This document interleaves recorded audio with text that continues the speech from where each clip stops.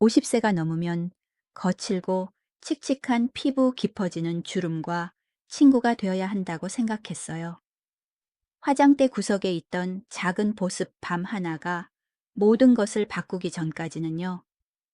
아마 제 나이 또래 분들은 이 기분 공감하실 거예요. 매일 아침 거울을 볼 때마다 조금 더 피곤해 보이는 얼굴, 어떤 비싼 크림으로도 되살릴 수 없을 것 같던 생기 잃은 피부.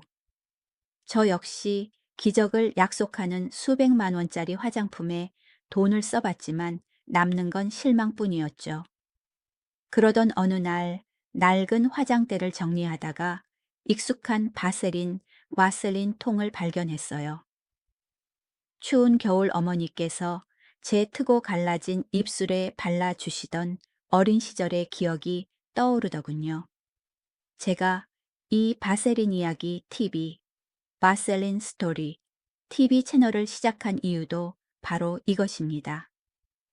사람들의 기억 속에서 잊혀가는 듯했던 이 작은 보습, 밤에 대한 진짜 이야기, 진짜 경험을 나누고 싶어서요.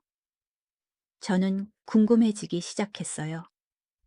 왜 이 소박한 바세린, 바셀린, 이 그 비싼 크림들이 하지 못했던 일을 해내는 걸까? 수많은 자료를 찾아보다가 가장 놀랐던 것은 바로 보습 유지 능력이었어요. 알고 보니 이 제품은 피부에 얇은 막을 형성해서 수분이 증발하는 것을 98%나 막아준다고 해요. 최고급 수분 크림조차 부러워할 만한 놀라운 숫자죠. 우리 같은 50세 이후 피부, 50대 이후의 피부의 가장 큰 문제는 영양이 부족한 것이 아니라 수분을 지키지 못하는 것이었어요. 피부는 계속 건조해지고 잔주름이 생기고 그 주름은 더 깊어지죠. 쉽게 말해 수분을 공급하는 것보다 꽉 잠그는 것이 훨씬 더 중요했던 거예요. 그리고 그 작은 통은 가장 기본적이면서도 가장 중요한 그 역할을 훌륭하게 해냈습니다. 피부 관리, 스킨케어가 이렇게 간단할 수 있다는 걸 깨달았죠.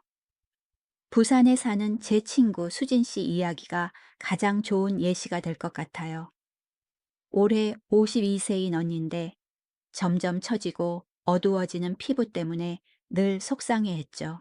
한 번은 친구들과 찍은 사진을 보고는 유독 자신이 늙고 지쳐 보이는 모습에 큰 충격을 받았다고 하더군요. 제 이야기를 듣고 반신반의하며 따라하기 시작했대요. 매일 밤 세안 후에 콩알만큼 작은 양의 보습밤을 호호바 오일 한 방울과 섞어서 얼굴 전체에 아주 얇게 펴 바르는 게 전부였어요. 정말 간단하죠. 약 3주가 지났을 때 언니가 흥분된 목소리로 제게 전화를 걸었어요. 피부에서 건강한 윤기가 돌고 훨씬 생기 있어 보인다고, 눈가의 잔주름도 옅어진 것 같다고요. 오랜만에 만난 친구들은 다들 무슨 비결이 있냐며 훨씬 밝고 젊어 보인다고 놀라워했대요. 언니가 제게 그러더군요. 하루 이틀 해서는 잘 모르겠더니 매일 밤 꾸준히 하니까 정말 피부가 다시 살아나는 게 느껴져. 예전에는 저도 많은 분들처럼 그냥 푹 떠서 바르면 그만이라고 생각했어요. 하지만 그게 아니었더라고요.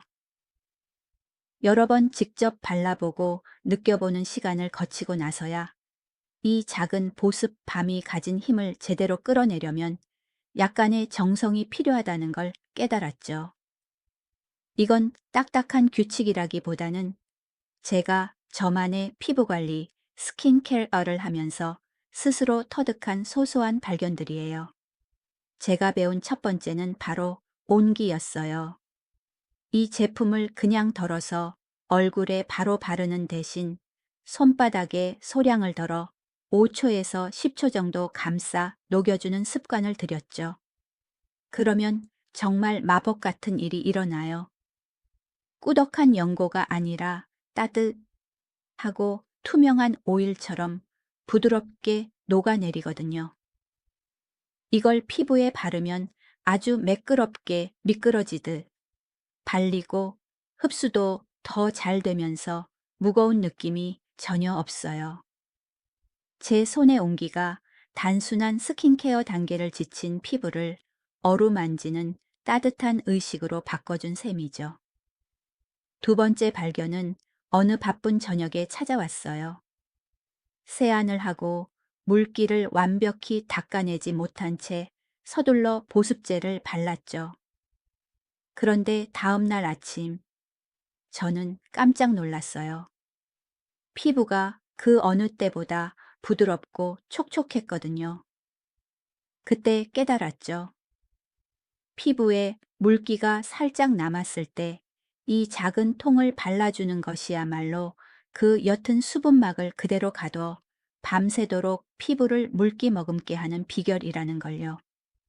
수분을 잃기 쉬운 우리 5세 이후 피부, 50대 이후의 피부에게는 정말 보물 같은 발견이었어요.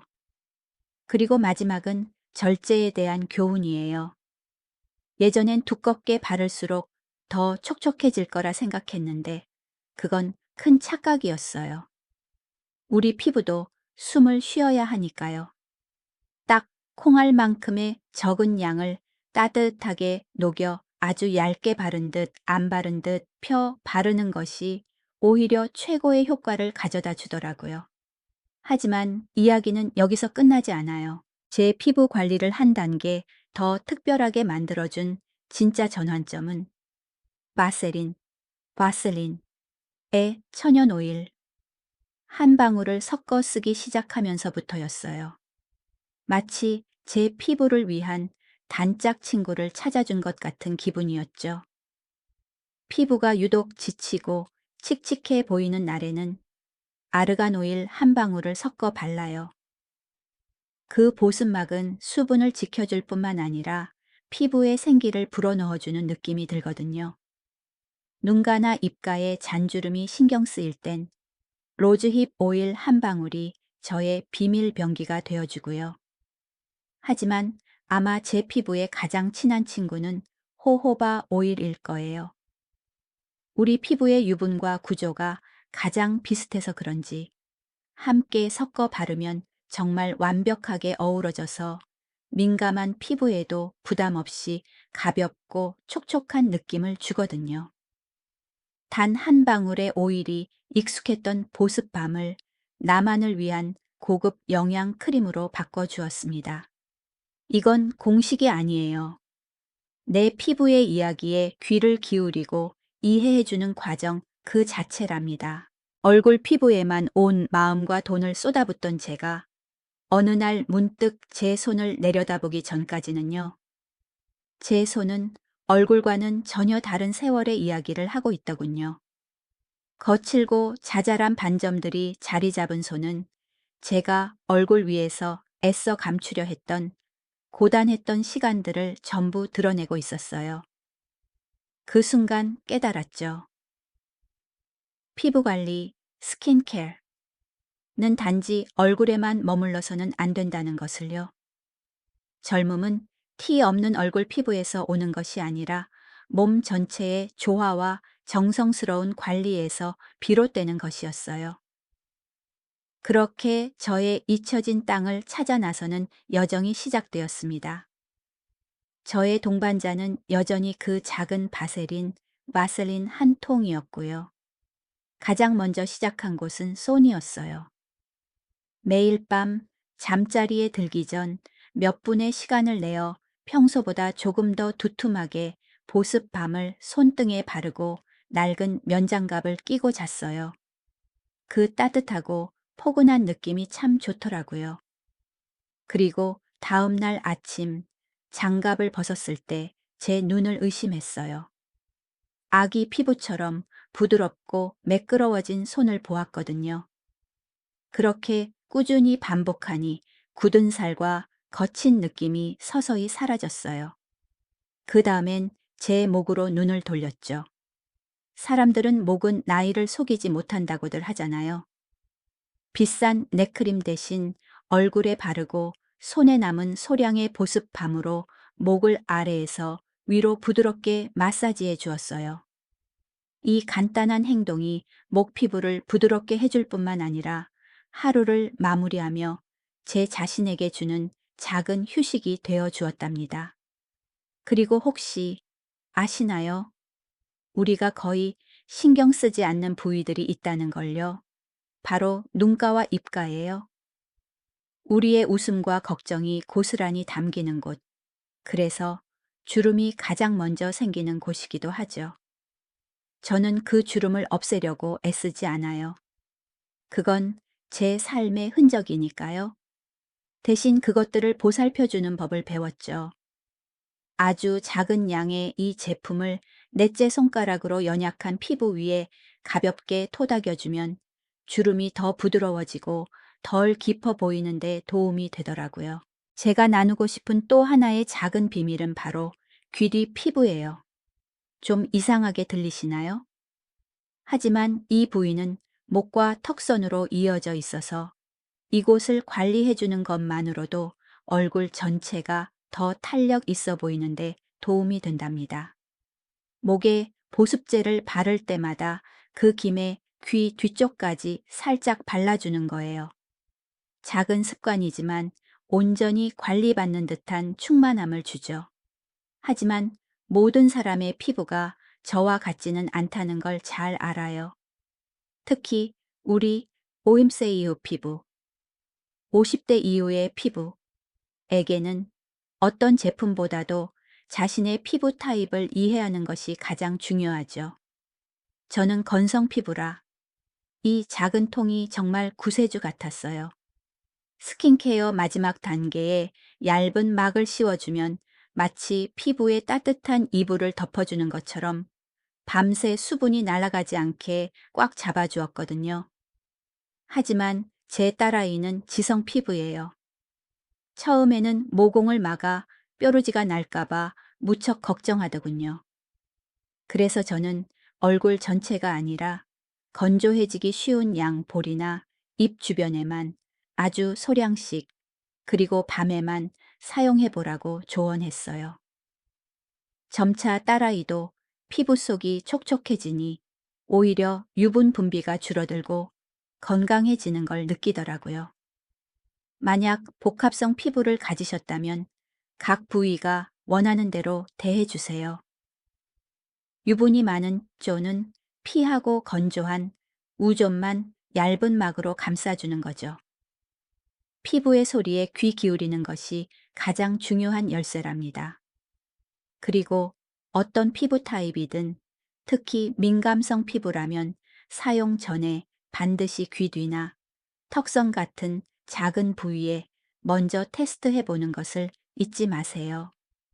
그것이 바로 우리 자신과 우리 피부에 대한 존중과 사랑의 표현이니까요. 하루의 끝, 무거운 외투와 보이지 않는 짐들을 내려놓고 제가 가장 좋아하는 순간은 거울 앞에 서서 온전한 제 자신과 마주하는 시간이에요. 주름이나 잡티를 찾아내기 위함이 아니라 고단했던 하루를 함께 견뎌준 제 피부에게 고맙다는 인사를 건네는 저만의 작은 의식을 시작하기 위해서죠. 제게 매일 밤 10분의 피부 관리, 스킨케어는 의무가 아니라 제 자신을 가장 온전하게 사랑해주는 시간이랍니다. 저의 의식은 따뜻한 물로 얼굴을 어루만지는 아주 소박한 일로 시작돼요.